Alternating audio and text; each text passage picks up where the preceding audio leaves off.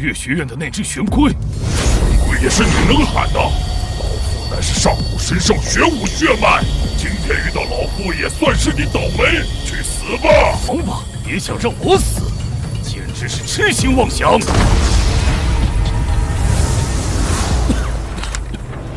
该死！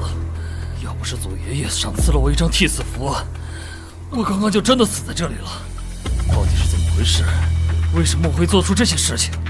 少主，您没事吧？哼，我能有什么事？看来我这次是卷入了一场不得了的阴谋之中了。居然能亲眼看到2位神通境大德的战斗，他该不会怀疑我吧？少主，这里太危险了，我们要不然还是先溜了吧。想跑，经过我同意了吗？哼，就凭你，司马林，你先上。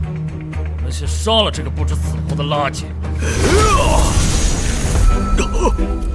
正好，让我掂量掂量这个世界真正先天境修玄者的实力。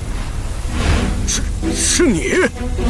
司马林，愣着干什么？快住手！不行，我得赶紧溜！该死的废物！回到府里以后，我一定要把你碎尸万段！该死，怎么又是这个阵法？我破！完蛋了，这次的阵法比之前强大了不知道多少倍，单凭我是绝不可能破开的。皮寿老祖，你可一定要赢啊！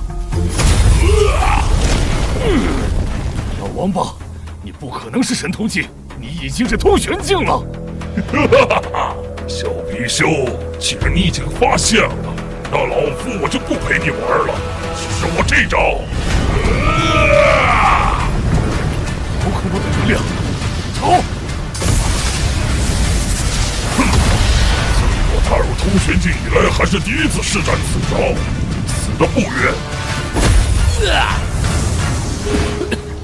不可能，绝不可能！我的先天境界是通背无敌的，就算是寻常资府境都不是我的对手。你不是先天境界，我确实不是先天境界，因为我是筑基境。筑基境？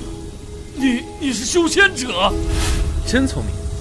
不过，既然你知道了这件事，那你就必须得死了。